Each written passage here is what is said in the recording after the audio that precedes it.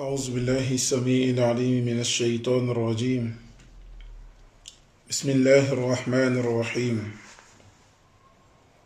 الحمد لله رب العالمين الرحمن الرحيم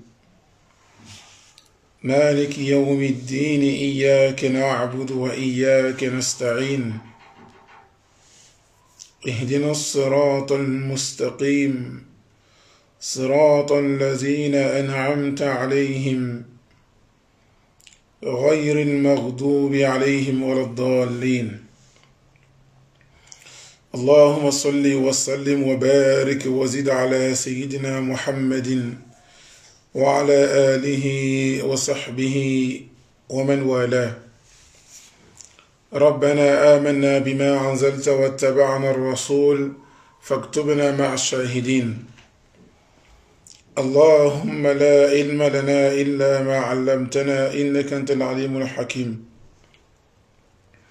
سبحان ربك رب العزة عما يصفون والسلام على المرسلين والحمد لله رب العالمين. فالسلام عليكم ورحمة الله تعالى وبركاته. الحمد لله. Nous remercions Allah subhanahu wa ta'ala de nous avoir accordé sa miséricorde. Nous demandons à Allah subhanahu wa ta'ala de nous avoir donné la santé et de nous avoir fait, de nous des musulmans pieux et sincères. Et nous lui demandons de nous accorder la santé, la prospérité et la force de l'adoration, Inch'Allah. Mes frères et sœurs, dans cette vidéo, nous allons parler de Sihr al-Khumul. Sihr al-Khumul, c'est une forme de sorcellerie qu'on appelle Sihr al-Khumul en arabe, qui veut dire, en français, la sorcellerie de la fatigue et de la paresse.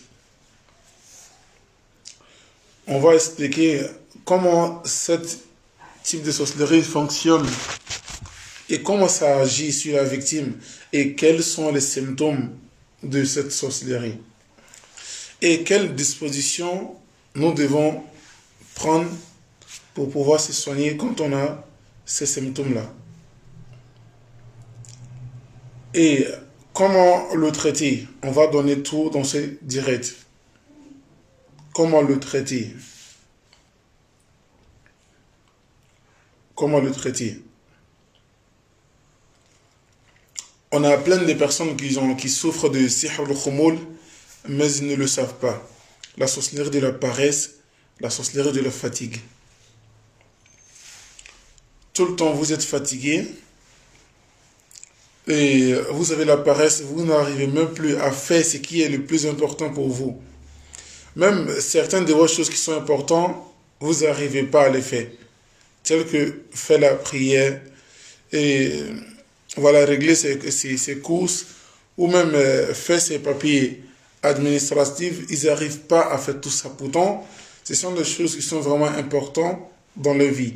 En tout cas, tout ce qui est important dans leur vie, ils n'arrivent pas à le faire. Est-ce que vous voyez, ça s'appelle Sihr al-Khumul. C'est de ça qu'on va parler.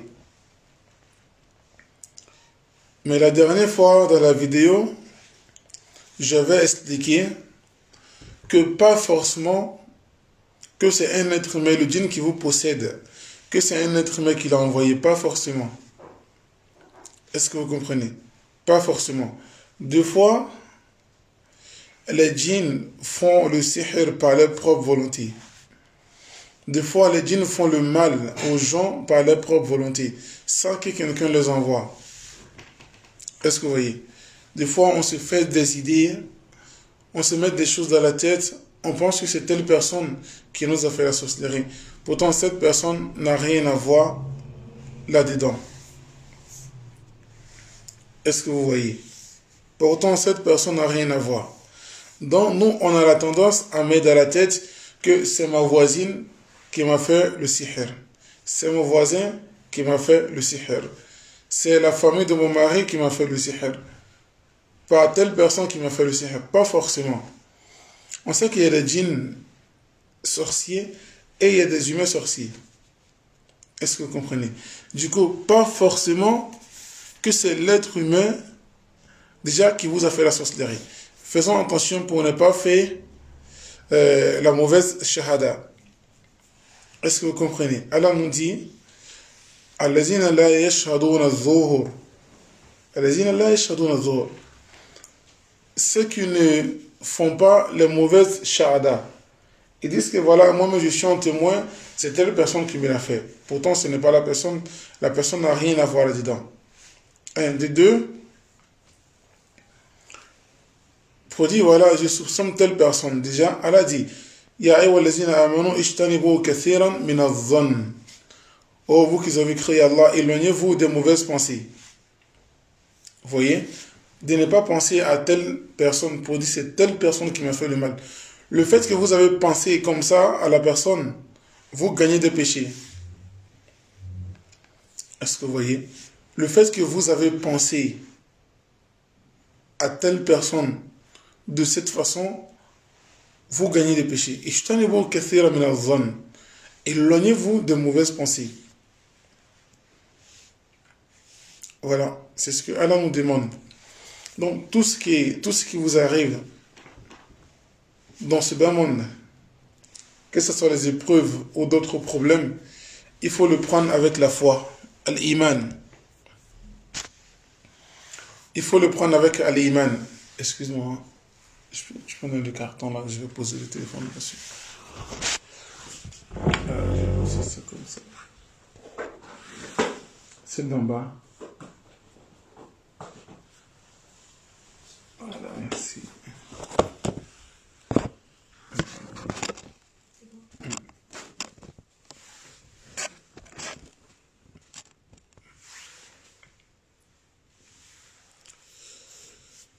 Voilà. Donc, Allah nous demande de se méfier de mauvaises pensées.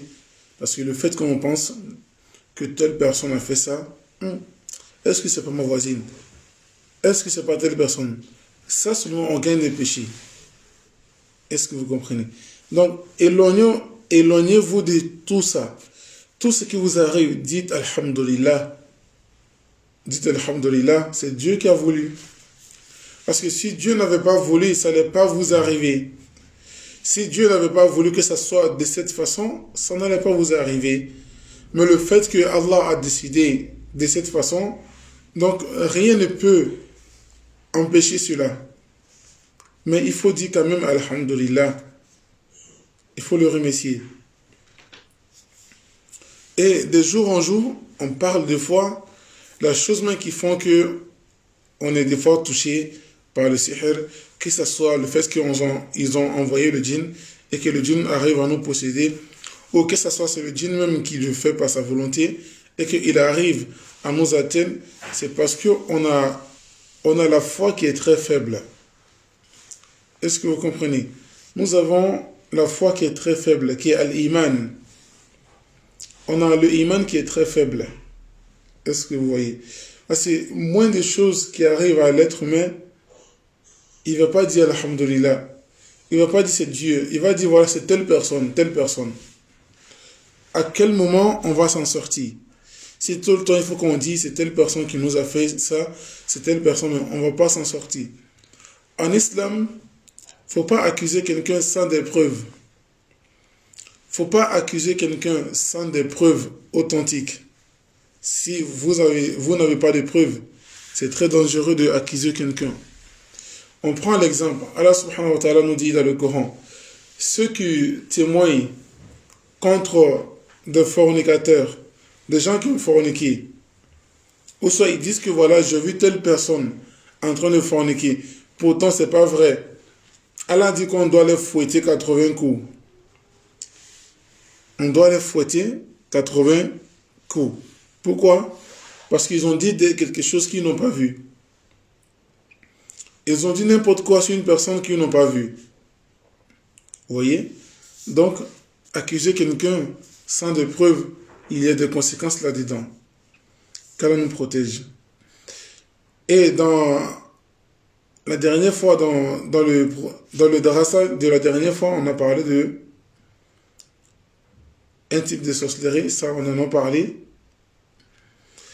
Et là, aujourd'hui, c'est Sihr al-Khumoul, la sorcellerie de la paresse, et ses symptômes et comment le traiter. D'abord, il faut comprendre que comment ça se fait, cette sorcellerie. Comment ça se fait? Est-ce que c'est l'être même qui le fait à lui-même? Ou c'est quand on te fait le mauvais œil que ça t'atteigne?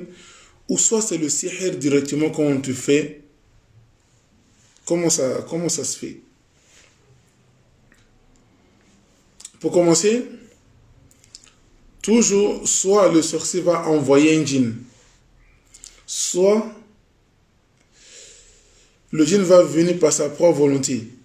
Soit c'est quelqu'un de jaloux qui va voir un sorcier, un charlatan, un marabout, un féticheur pour vous faire du mal. Ça, on le voit beaucoup ici en France. La plupart, je ne dis pas que les djinns ne possèdent pas les gens par leur propre volonté. Bien sûr qu'il y en a, mais la plupart ici, c'est qu'on les envoie.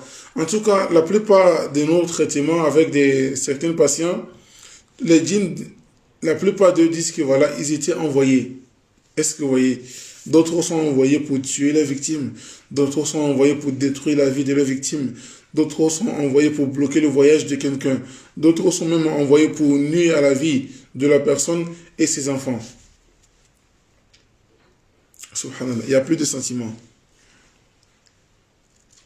Aujourd'hui, même les animaux ont sentiment entre eux que les humains. Oui.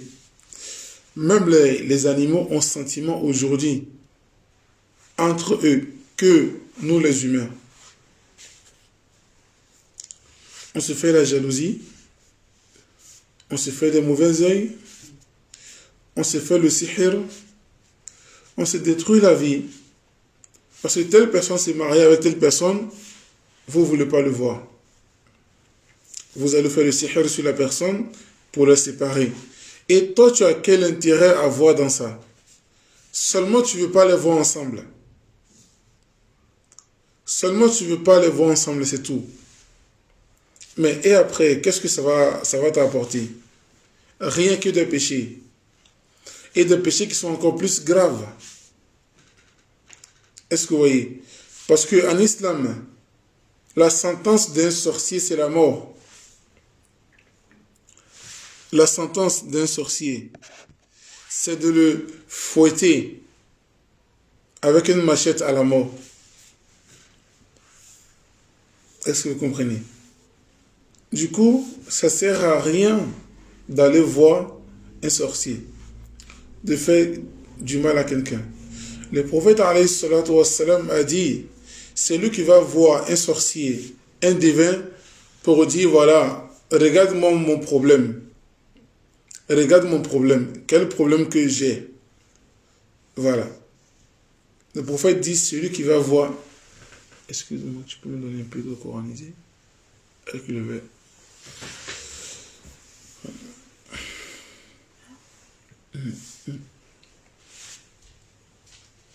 Non, l'autre. Voilà.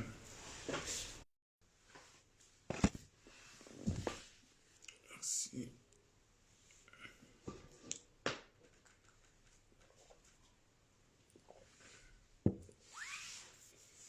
Le prophète dit, celui qui va voir, alayhi salatu wassalam, voir un divin, ou un sorcier, ou un charlatan, ou un féticheur. Et il a dit, regarde mes problèmes, qu'est-ce que j'ai?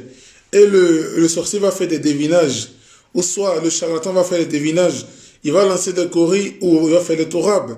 Le prophète alayhi salatu wassalam nous dit, celui-là, il a cru ce que le sorcier a dit, ce que le charlatan a dit. Sa prière ne sera pas acceptée durant 40 jours. Et aussi, ces personnes a mécru à ce qui était révélé au prophète alayhi salatu wassalam. Qu'est-ce que ça veut dire? Ça veut dire une personne qui va voir quelqu'un pour le devinage, qui va voir un charlatan, ça veut dire que il ne croit pas au Coran. Il ne croit pas au Coran. Pourtant, on sait, quand on ne croit pas au Coran, on devient mécréant directement. Celui qui dit un seul verset coranique n'est pas authentique, n'est plus un croyant, n'est plus un musulman. Sauf si c'est repenti à nouveau. Est-ce que vous voyez? Du coup, le prophète a dit, alayhi salatu wassalam, celui qui va voir un charlatan et qu'il a, voilà, dit que le charlatan a dit vrai, le prophète a dit, celui-là a mécru. Faqad kafara bima unzila ala Muhammad sallallahu alayhi wa sallam. Ce dernier a mécru à ce qui a été révélé sur le prophète alayhi salatu wassalam, qui est le Coran. Le prophète dit encore alayhi salatu wassalam, il a dit kullu ummati yadkhuluna al-jannah. Il a dit tous ces peuples, toute sa communauté va entrer au paradis. Sauf si celui qui refuse de rentrer. Allahu Akbar. Le prophète sallallahu alayhi wa sallam a dit, il a dit toute sa communauté va entrer au paradis. Toute sa communauté va entrer au paradis. Mais est-ce que c'est comme ça qu'on va entrer? Est-ce qu'on va entrer sans les bonnes actions? Est-ce qu'on va entrer sans la souffrance? Kullu ummati yadkhuluna al-jannah. Il a dit toute ma communauté entrera au paradis.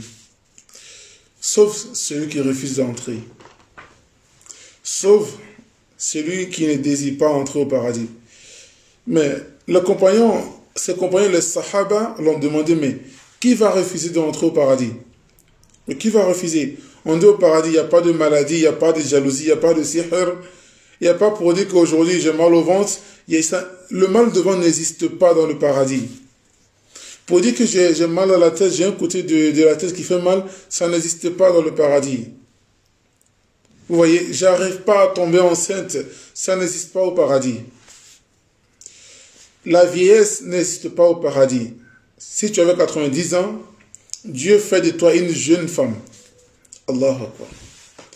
Le Sahaba dit, qui va refuser d'entrer au paradis? Le prophète a dit, Man a'ta'ani dakhala al-jannah wa man a'ta'ani faqad aba. Il a dit, celui qui m'a suivi, celui qui a fait ce que j'ai demandé, tel que Allah dit, wa ma a'ta'akum ar-rasul fakhudhuhu wa ma nahakum anhu fantahu. Tout ce que le prophète est venu, le prophète vous a parlé que ça venait d'Allah. Toutes les personnes qui ont obéi vont entrer au paradis. Les gens qui ont obéi au prophète vont entrer au paradis. Les gens qui ont obéi à Allah vont entrer au paradis. Man yuti'ir rasoul faqad ata Allah. C'est Allah même qui l'a dit. Il a dit, celui qui a obéi au prophète, il a obéi à Allah. Parce que le prophète n'est pas venu par lui-même, il ne s'est pas envoyé lui-même, c'est Allah qui l'a envoyé.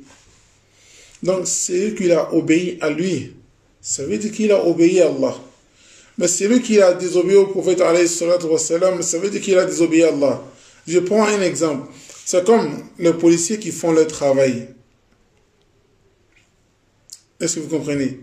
Mais ils sont envoyés par l'État. Donc, celui qui insulte un policier ou qui dénigre un policier, c'est comme s'il s'attaquait à l'État. Ce n'est pas au policier que tu t'attaques directement à l'État. Donc, c'est pareil. Le prophète alayhi salatu wassalam était un envoyé d'Allah. وَمَا أَرْسَلْنَاكَ إِلَّا رَحْمَةً لِلْعَالَمِينَ. Nous t'avons envoyé comme une miséricorde pour l'humanité entière. Nous t'avons envoyé comme une miséricorde pour l'humanité. Même le prophète était une miséricorde pour les arbres. Le prophète alayhi salatu wassalam est une miséricorde pour les animaux. Le prophète alayhi salatu wassalam est une miséricorde pour les mécréants. Allahu Akbar. Il est une miséricorde pour les croyants, pour les musulmans. Le prophète est une miséricorde pour les djinns. Allahu Akbar. Parce qu'il a dit, وَمَا أَرْسَلْنَاكَ إِلَّا رَحْمَةً لِلْعَالَمِينَ. L'alamin, ça veut dire pour toute l'humanité. Pour toute l'humanité. Pourtant, chaque prophète était envoyé uniquement à ses disciples. Le prophète Nuh alayhi salam n'a pas été envoyé pour l'humanité. Le prophète Isa alayhi salam, qui est Jésus-Christ, n'a pas été envoyé pour l'humanité. Le prophète Ibrahim alayhi salam n'a pas été envoyé pour l'humanité. Le prophète Sulayman alayhi salam, Sayyidina Daoud alayhi salam, l'autre alayhi salam, tous ces prophètes-là n'ont pas été envoyés pour l'humanité entière. Mais notre prophète Mohammed sallallahu alayhi wa sallam a été envoyé pour l'humanité. Wa ma arsalnaka illa rahmatan lil alamin. Et qu'est-ce qu'on a fait pour le prophète, pour le remercier? Qu'est-ce qu'on a fait pour être reconnaissant envers le prophète? Car si il n'a pas été envoyé pour toi aujourd'hui, tu seras dans l'égarement. Allahu Akbar. Allah dit, لَقَدْ كَانَ لَكُمْ فِي رَسُولِ اللَّهِ أُسْوَةٌ حَسَنَةٌ. Le prophète était un meilleur exemplaire pour vous. Si l'être humain, si on veut vivre, on doit vivre comme le prophète. Les temps ne sont pas pareils. Au temps du prophète avec nos temps, c'est pas pareil. Du coup, on doit se référer au prophète. Le prophète, il avait quel genre de moralité? Il avait quel comportement envers les autres musulmans et même envers des gens qui sont pas des musulmans. Il n'y a pas un verset coranique où Dieu est en train de glorifier le prophète alayhi salatu wa salam pour dire, le prophète, c'est toi le plus beau que tout le monde. Oh le prophète, tu avais l'argent que tout le monde. Oh le prophète, tu étais le plus grand de taille que tout le monde. Non. Mais Allah a dit, وَإِنَّكَ لَعَلَى خُلُقٍ عَظِيمٍ. Tu es doté d'une bonne moralité. C'est là que Dieu, dans sa miséricorde, a glorifié le prophète. Il a dit, tu es doté d'une bonne moralité. D'une bonne moralité. Combien d'entre nous est doté d'une bonne moralité? Parce que si on est doté d'une bonne moralité, on ne va pas faire le sihr si une autre personne, parce que tu sais que celui-là, c'est une créature d'Allah. Telle personne, c'est une créature d'Allah. Alors pourquoi le détruire sa vie? Pourtant tu sais que Allah existe. Pourtant tu sais que Dieu a glorifié le prophète avec une bonne moralité. Donc ça veut dire que toi tu as une mauvaise moralité. Mais on dit de se référer au prophète alayhi salatu wa salam. Qui a une fois entendu que le prophète a fait le sihr contre les gens? Malgré qu'il y a certaines personnes qui ne voulaient pas de lui, il a demandé à Allah de les guider sur le droit chemin. Parce qu'il était une miséricorde pour sa communauté. Il était une miséricorde pour l'humanité. Mais nous, subhanallah, il n'y a pas une journée entière qui tombe sans qu'on critique des gens. Il n'y a pas une journée qui va sortir et tomber cette journée tant qu'on n'a pas parlé mal de certaines personnes. Et qu'est-ce que nous gagnons? À part des péchés. Qu'est-ce que nous gagnons? À part des jugements Yom al-Qiyamah. Qu'Allah nous fortifie. Du coup, il faut comprendre que cette sihr al-khumul, la sorcellerie de la fatigue ou de la paresse, ne se fait pas tout seul. Soit c'est quelqu'un qui te le fait, soit c'est un djinn qui te le fait.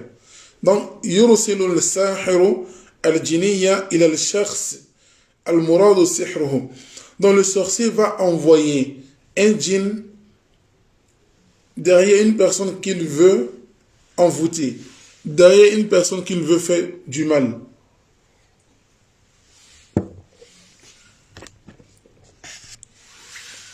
Vous voyez, toujours avant de faire ça, il prend toujours le nom de la victime ou le nom, c'est-à-dire le nom d'abord de la victime lui-même et le nom de sa mère. Vous voyez, ils prennent le nom de la victime et celle de sa mère. Ou soit ils vont prendre un objet qui l'appartient, soit ses sous-vêtements, soit voilà son chapeau, soit en tout cas quelque chose qui l'appartient, soit un mouchoir qu'il a utilisé. Voilà, ils vont prendre quelque chose comme ça. Et le sorcier maintenant, vous voyez. Du coup, il va demander au djinn de s'installer dans le cerveau. Allahu Akbar. Il va demander au djinn de s'installer dans le cerveau de la victime. Et le djinn maintenant à son tour va créer la solitude dans la vie de la victime. C'est-à-dire, la personne n'aimera plus à s'approcher des gens, il va tout le temps rester à la maison, il va la moindre chose, il va s'énerver et vraiment, il va aimer, voilà, rester tout le temps dans son coin. Mais il va s'éloigner des gens, en fait. Donc, c'est ce que le sorcier va demander au djinn de s'installer dans le cerveau. Pourtant, quand le djinn est installé dans le cerveau, c'est vraiment très dangereux. Voilà, bon. Quand le djinn est installé dans le cerveau, c'est très dangereux. Pour des gens, c'est pas faisable. Bien sûr, c'est faisable. Bien sûr, ça se fait. Bien sûr, le djinn a la possibilité de s'installer dans le cerveau de l'être humain. Bien sûr, le djinn, Dieu lui a accordé cette facilité. Est-ce que vous voyez? Dieu nous a créés différemment. Chacun d'entre nous a ses points faibles. Chacun d'entre nous a ses capacités. Les djinns ont certaines capacités que nous, les humains, on n'en a pas. Nous, les humains, on a certaines capacités que les djinns n'ont pas. Qu'Allah facilite, Inch'Allah.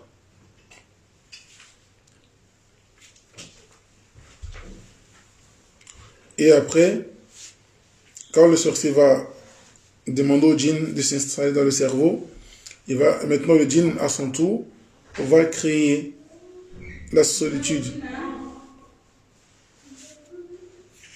La solitude sur la victime. Et après, le djinn maintenant va exécuter la mission selon sa capacité. Vous voyez? Selon la capacité du djinn, il va maintenant exécuter la mission. Est-ce que vous comprenez? Selon la capacité qu'il a, c'est selon cette capacité, il va faire le travail. Parce que les djinns sont de différentes capacités. Les shayatines sont de différentes capacités. Donc, selon la capacité qu'il a, il va posséder la personne à cette capacité. Et après, il y a des symptômes qui vont se présenter. Bonsoir. Il y a des symptômes qui vont s'installer chez la personne. Selon la force de cette djinn ou selon la faiblesse de ce djinn qui a été chargé du travail. Est-ce que vous voyez? Si le djinn est vraiment fort et il a vraiment une grande capacité, la personne aussi, il y aura beaucoup de symptômes sur la personne. Il y aura beaucoup de problèmes sur la personne. Si vraiment le djinn a plus de capacité.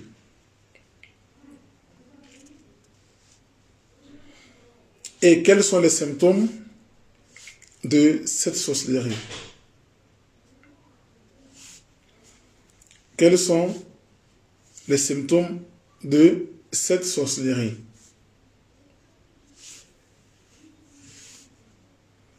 Je dis bien, quelles sont les capacités,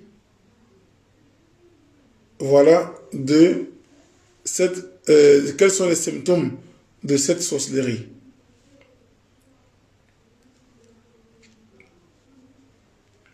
On va maintenant parler des symptômes. Et après, on va revenir comment traiter cette maladie, Inch'Allah.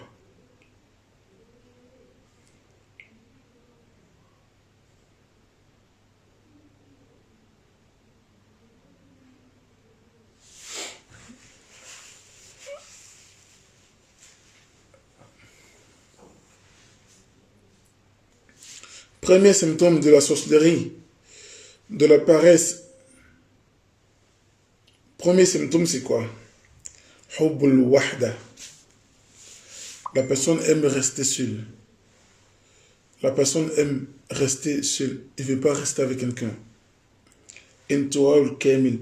La solitude complète. La solitude complète. Quand il entre dans la maison, il est dans sa chambre, il ferme la chambre, il ne vient pas au salon. Il est là tout le temps dans sa chambre. Tout le temps dans sa chambre. Subhanallah. Ça arrive beaucoup aux jeunes filles. Ça arrive beaucoup aux jeunes filles d'aujourd'hui. Troisième symptôme, as-sumt da'im. La personne ne parle jamais. Il reste tout le temps silencieux. Il reste tout le temps silencieux. Il ne veut pas parler à quelqu'un, non.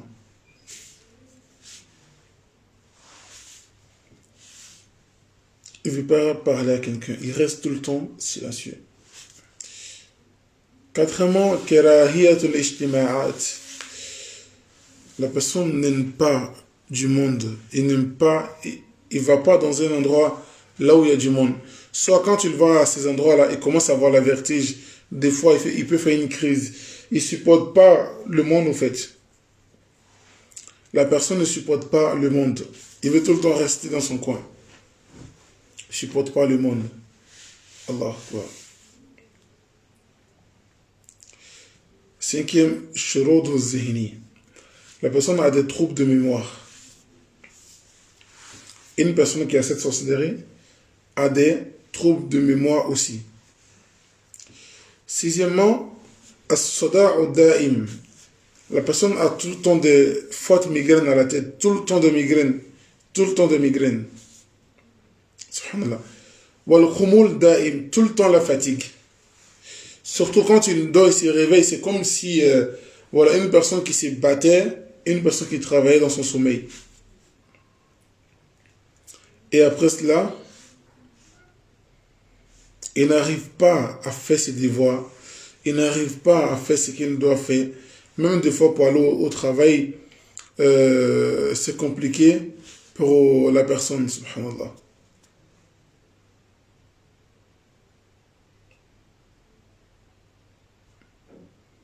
Qu'Allah nous protège. Donc, une personne qui a ce problème, comment il faut le soigner? Comment il faut le soigner? Écoutez très bien. Première chose, il faut lui faire la ruqya intégrale. Si le djinn est monté, si le djinn a parlé, alhamdulillah, vous lui posez la question, pourquoi est-ce qu'il est là? Voilà, et tu leur donnes, voilà, se convertir. S'il refuse, alors dis-lui de partir, dis-lui d'enlever la sorcellerie, voilà, qu'il est venu avec. Mais dans le cas contraire, si la personne, si le djinn ne monte pas, des fois il y a des gens qui ont des djinns, mais quand on lit le Coran, le djinn ne monte pas. Est-ce que vous voyez? Il y a des gens qui ont des djinns, mais quand on lit le Coran, le djinn ne monte pas du tout. C'est comme chez la patiente que je suis en ce moment. Elle a des djinns, mais quand on lit, le djinn ne monte pas du tout. Est-ce que vous voyez? Du coup, quand c'est le cas, qu'est-ce qu'il faut faire?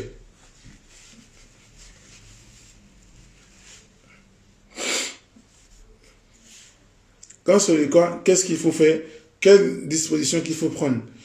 Il faut, voilà, faire écouter. Il faut mettre des sourates sur une carte mémoire en 3 temps.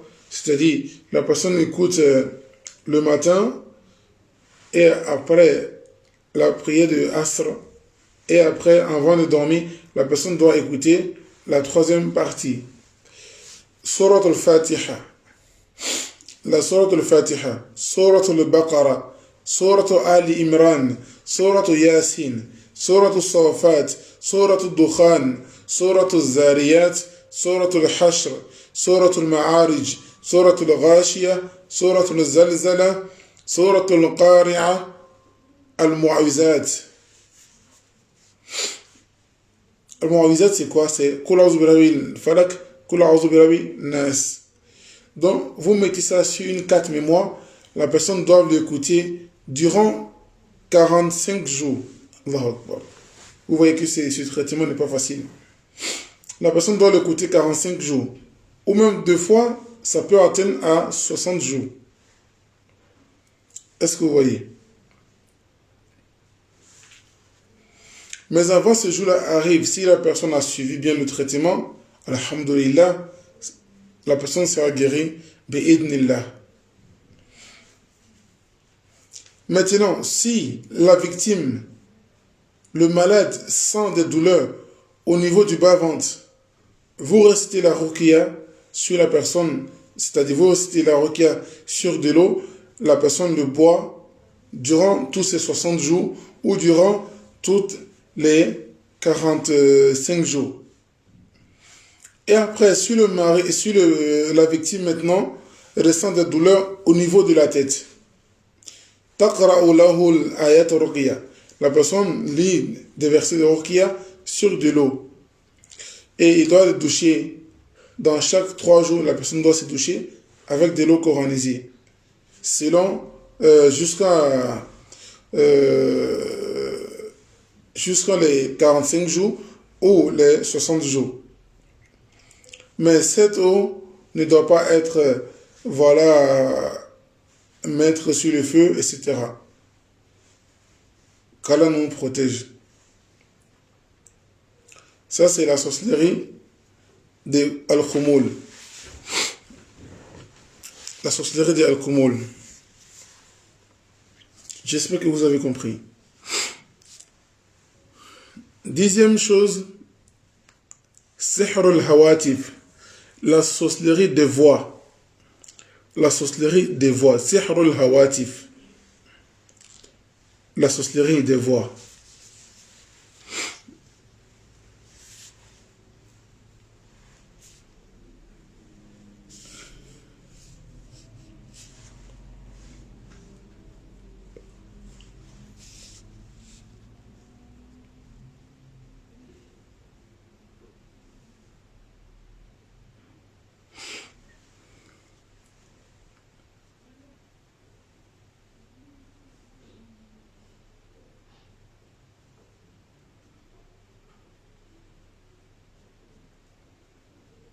La sorcellerie des voix, ça aussi c'est très dangereux. Ça c'est une sorcellerie, c'est très très dangereux, subhanallah. Des fois ça peut même rendre la victime fou ou folle. La sorcellerie des voix. Écoutez très très bien, c'est vraiment important, cette sorcellerie qui est Sihrul Hawatif, la sorcellerie des voix, et comment ça se fait, cette sorcellerie. On va parler de ça, Inch'Allah ta'ala.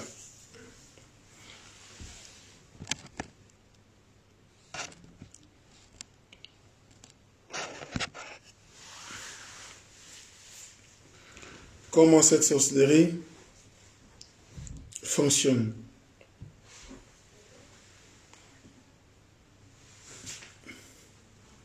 Allah. Allah. Sihr al-Hawatif, la sorcellerie des voix.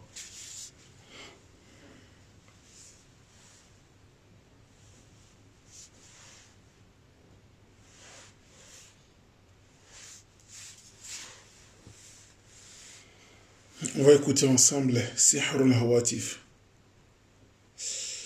C'est quoi la sorcellerie des voix?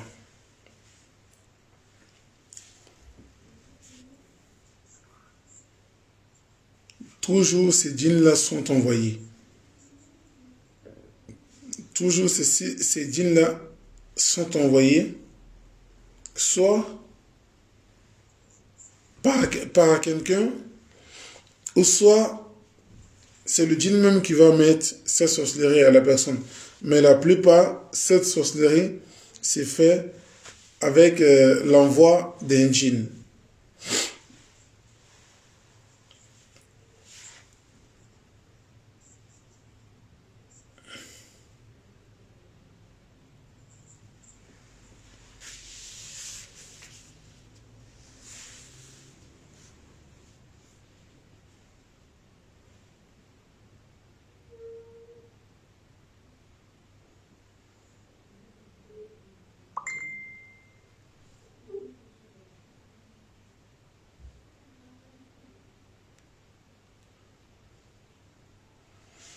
Je suis désolé, je ne vois pas de commentaires ici, mais je vois des commentaires que dans l'autre téléphone. Je suis vraiment désolé là. Attendez, continue. Là, je ne vois pas de commentaires là. Je ne sais pas pourquoi.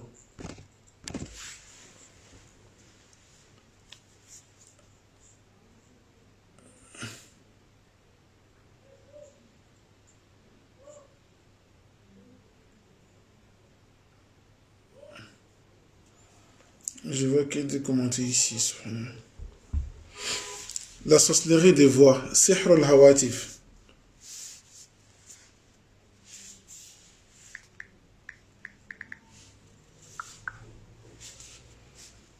sihrul hawatif.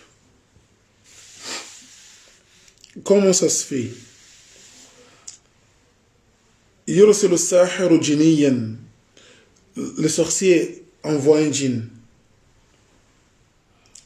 ويكلفه بأن يشغل هذا الإنسان في المنام واليقظة. Le sorcier va dire à ce djinn de s'occuper de telle personne dans le rêve et en réalité. Il va demander de s'occuper de cette personne dans son sommeil et dans ses rêves, dans la réalité.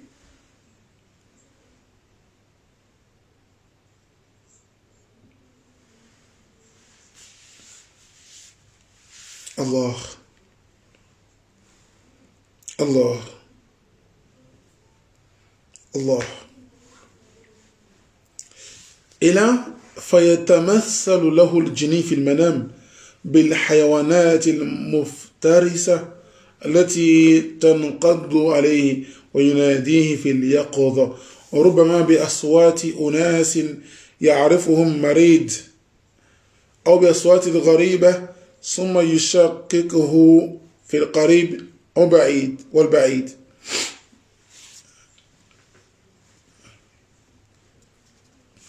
Quand le djinn va s'occuper maintenant de la victime, le djinn va se transformer aux animaux qui font vraiment peur. Aux animaux qui va se transformer en lion, serpent, panthère, léopard, tigre, jaguar, des choses comme ça. Il va se transformer à un animal qui fait vraiment peur. Et il attend de voir en réalité, ça c'est pas dans le rêve, il attend des voix qui le parlent. Soit les voix qui les appellent, qui le parlent, ou soit qui l'appellent. Ces voix-là, des fois il connaît, mais des fois il ne connaît pas ces voix. Des fois ça lui met dans des doutes. Ça, est-ce que c'est pas la voix d'un proche ou c'est la voix de quelqu'un que je connais par hasard? Et il y aura des différents symptômes selon la capacité de la sorcellerie et la faiblesse de cette sorcellerie. Mais lorsque les symptômes se rajoutent, ça devient tellement grave jusqu'à la personne devient fou. La personne devient fou. Tel que j'ai vu une personne, un jeune. Il a dit quand tu vas à l'école, quelqu'un lui dit de sortir en classe. Quelqu'un, il attend des voix qui lui dit de sortir de la classe. Et il lui dit, viens avec moi, suis-moi, je t'amène à quelque part. Donc c'est cette voix-là qui va contrôler le cerveau de la personne. Parce que quand lui, il te parle, c'est comme si, des fois, tu es dans sa main, en fait.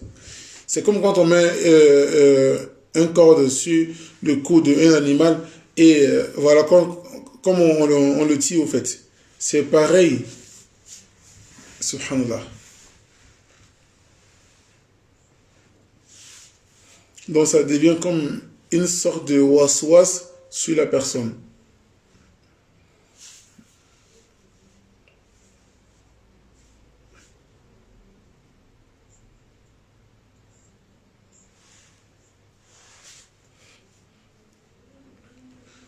Et quels sont les symptômes de cette sorcellerie? Quels sont les symptômes de cette sorcellerie? Comment il faut reconnaître que telle personne souffre de cette sorcellerie? Comment il faut les reconnaître?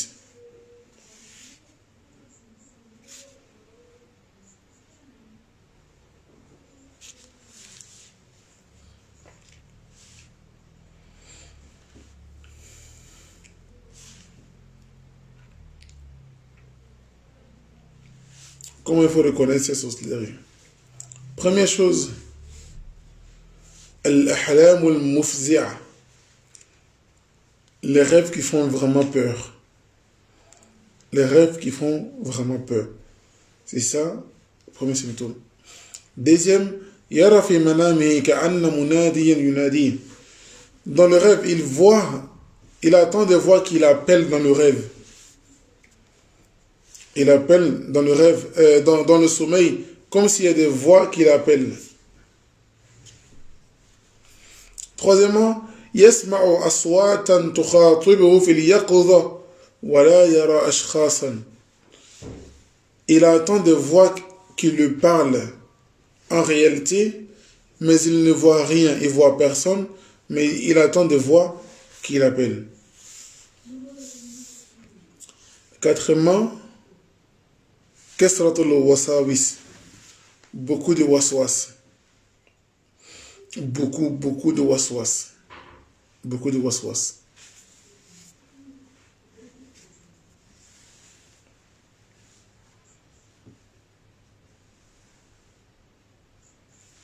Cinquièmement, kasratul shukuk fi al-asdiqa wal ahba. Beaucoup de problèmes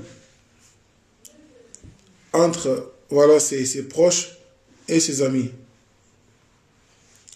Sixième chose, yara fi manamihi, il voit dans ses rêves, dans son sommeil, كأنه يسقط من مكان عال, comme s'il tombait dans le vide, comme s'il tombe c'est comme si quelqu'un qui est sur un immeuble, il se voit sur un immeuble dans le rêve, et à tout d'un coup il tombe.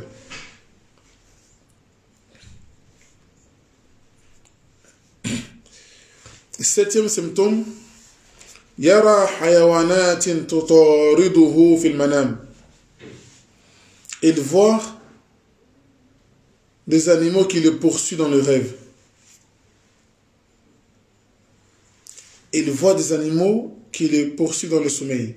Chiens, bœufs, moutons, chèvres, lions, panthères, chameaux, liènes, tigres, léopards, guépards, scorpions, cochons. Il voit tout ça dans ses rêves.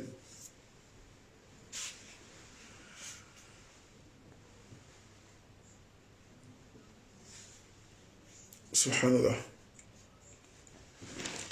Mes frères et sœurs, qu'Allah nous protège.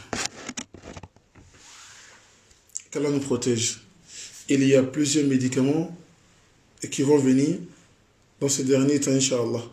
Il y aura des médicaments pour les fibromes. Il y aura des médicaments pour les fibromes bouchés, c'est-à-dire pour les fibromes et pour les kystes. Il y aura des médicaments pour les infections de la femme. Il y aura plusieurs médicaments, y compris les médicaments de l'hépatite, Inch'Allah. On va voir par exemple, si on a des bouteilles, voilà, vous voyez, coranisées pour, voilà, nous avons ici bouteilles, voilà, avec de l'eau coranisée. Voilà, c'est ce que l'islam nous demande. L'islam ne nous demande pas d'aller voir un charlatan, de faire le charlatanisme. L'islam nous demande de se soigner avec des choses qui sont propres. Tel qu'il y a d'autres personnes qui disent que voilà, il y a l'alcool qui soigne, subhanallah. L'alcool ne soigne pas. L'alcool va vous rendre encore plus malade par rapport à de vous soigner. Est-ce que vous comprenez cela? Vous voyez, Allah dit, il a fait descendre le Coran. Le Coran est une guérison pour les croyants. Et aussi le Coran est une miséricorde pour les croyants. Il faut se soigner, soit avec les plantes, soit le Coran, y compris les huiles qui ont été enseignées par le prophète alayhi salatu wassalam. Nous allons voir ici des feuilles.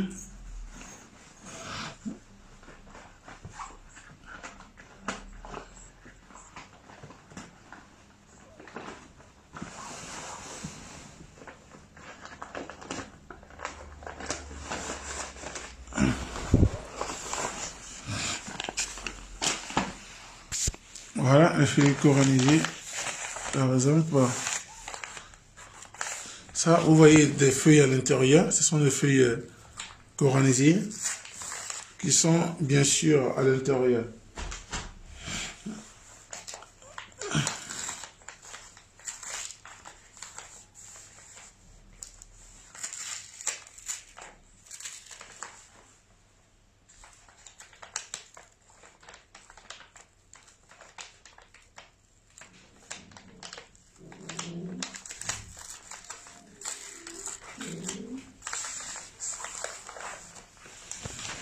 Nous allons voir ici les feuilles coronisées.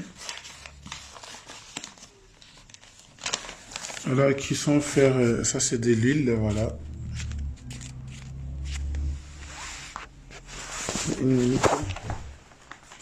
On voit.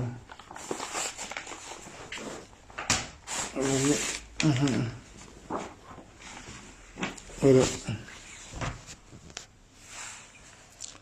On a ici celle de Sihir, ici, qui est à 7 pages. Voilà. Celle de Sihir qui commence par...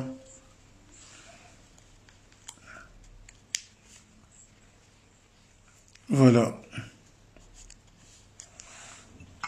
Commence par...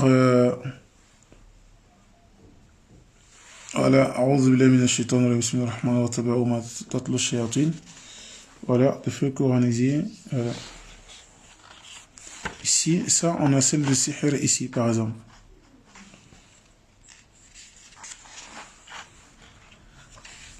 Ici, voilà.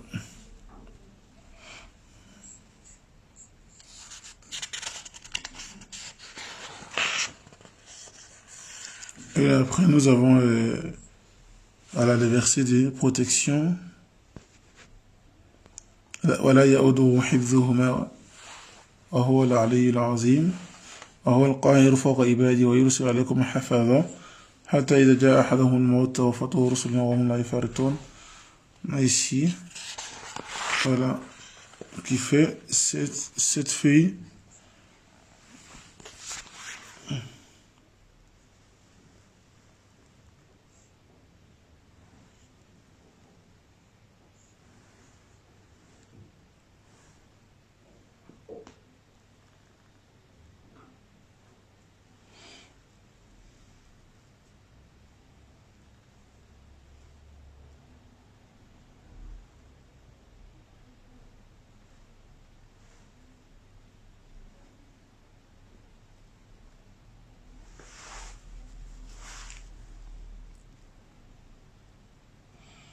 Quelqu'un dit pour dire, voilà, et si je vois le cheval qui vient devant moi avec quelqu'un sur le cheval, la personne qui est sur le cheval me cherche en courant le cheval pour me faire du mal.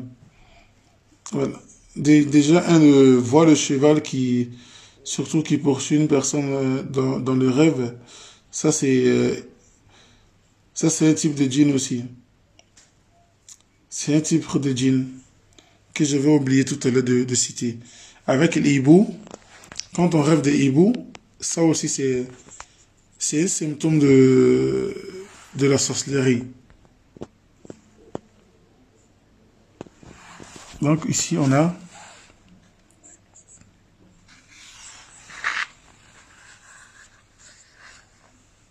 voilà. Donc de cette feuille là à 20 € ici. Voilà, cette feuille là on a ici à 20 € pour le sihir. Voilà, vous pouvez utiliser, vos maris peuvent utiliser, vos enfants peuvent utiliser.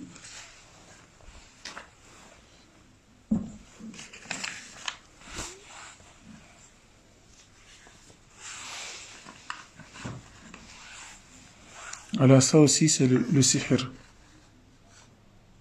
Ça aussi c'est le sihir.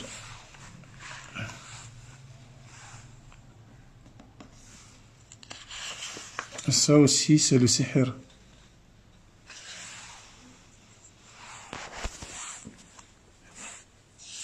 Ici aussi, c'est le sihir ici.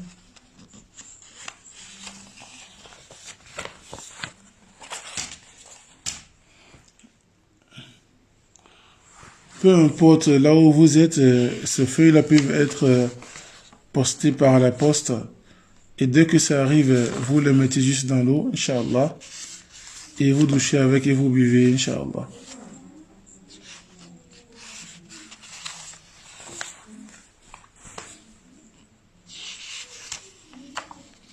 Ça, c'est pour djinn amoureux. Ça, c'est celle du djinn amoureux.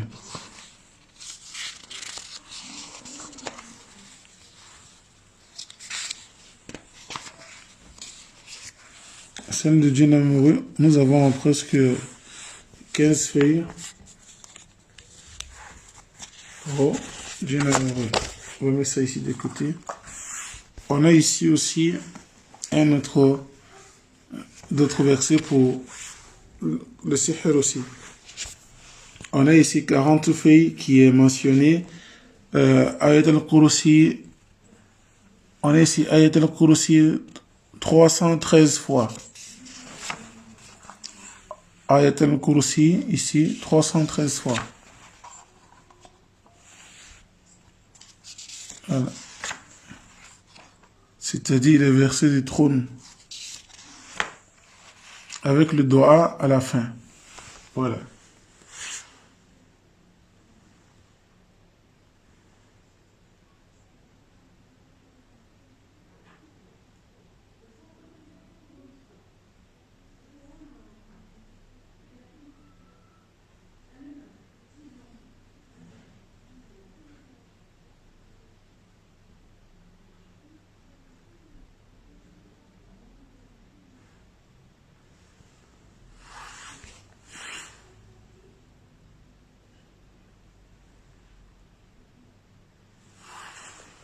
Donc, ça c'est Ayat al-Kursi 313 fois.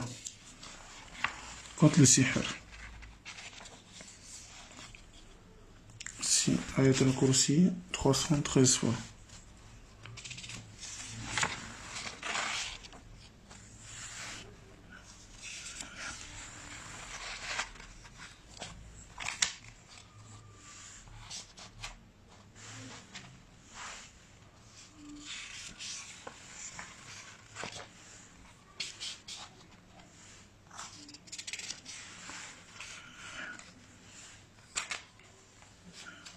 Voilà, Ayat al-Kursi. 313 fois. Ça fait 40 feuilles. La totalité de ça fait 40 feuilles. Voilà, ça fait 40 feuilles. Voilà. Et après ici, on a des versets pour les gens qui ont un problème de grossesse. Voilà.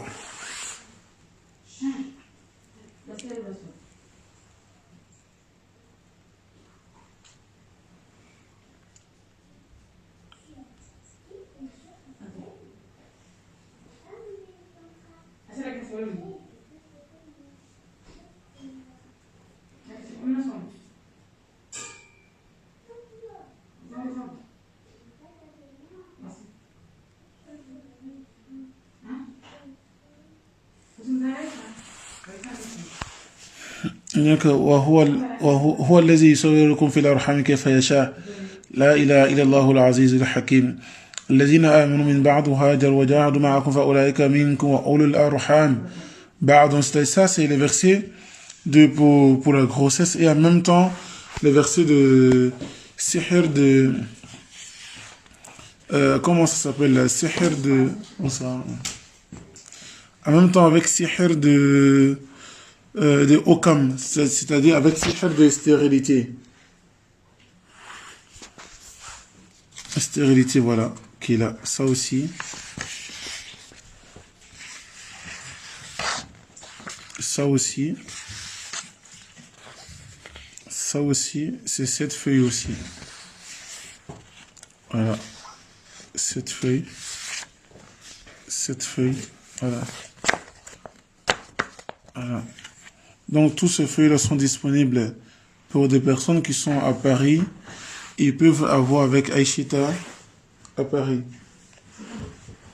Je vais trouver son numéro pour vous mettre en commentaire.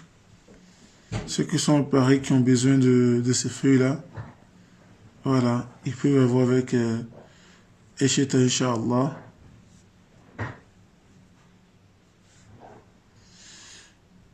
Voilà le numéro de Aïchita qui est là.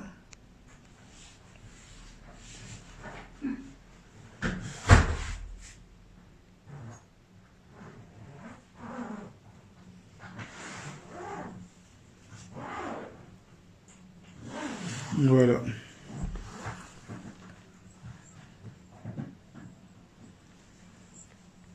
Donc ça c'est le numéro de Eshita. Voilà pour...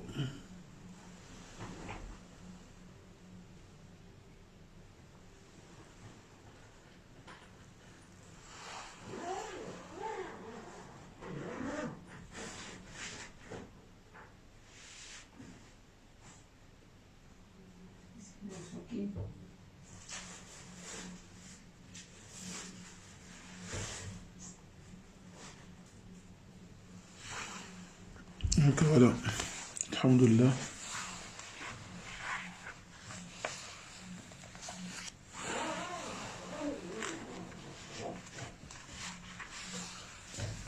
Du coup, tout ça, c'est pour une personne qui va faire un traitement. Voilà.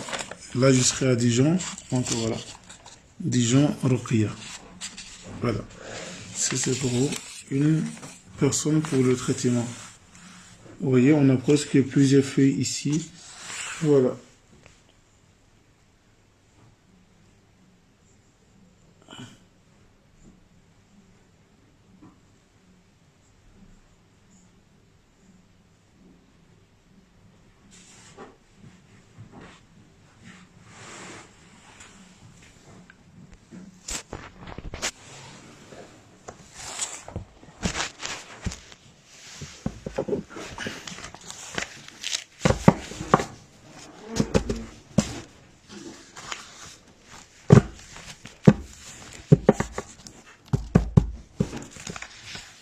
فبأي حديث بعد الله يؤمنون. Qu'est-ce qu'on va vous dire après Allah et qui sera convaincant pour vous? Ça veut dire tout ce que Dieu nous a montré, c'est ce qui est bien pour nous. C'est ce qui est bien pour nous, tout ce que Allah nous a enseigné. Voilà. Quand vous faites la ruqya, vous êtes tranquille. Mais par contre, il y a des gens qui disent que quand on fait la ruqya, vous tombez encore plus malade, subhanallah. Depuis quand on fait la ruqya, quand on tombe malade. Donc, voilà les deux différents types de sorcellerie que nous avons parlé là-dessus ce soir. Mais l'autre qui est la sorcellerie des voix, on n'a pas discuté du traitement de cette sorcellerie. Comment il faut traiter cette sorcellerie, on n'a pas parlé de ça. Est-ce que vous voyez?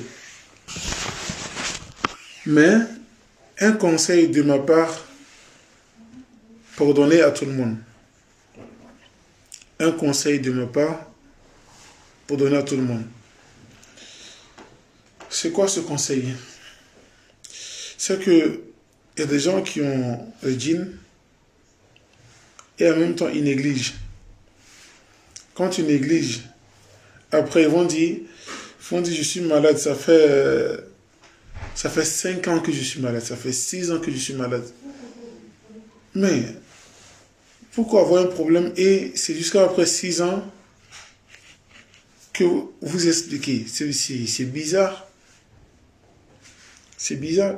J'étais le problème durant 6 ans. Jusqu'à présent, moi, je n'arrive pas à comprendre ça. Jusqu'à présent, je n'arrive pas à comprendre. Il faut comprendre que ça, les maladies de sihr, c'est pas comme une maladie moderne. C'est-à-dire, c'est pas une maladie que les médecins modernes peuvent le traiter. Est-ce que vous voyez? Donc, c'est une maladie quand vous avez et que vous la négligez, ça s'aggrave. C'est ça le problème.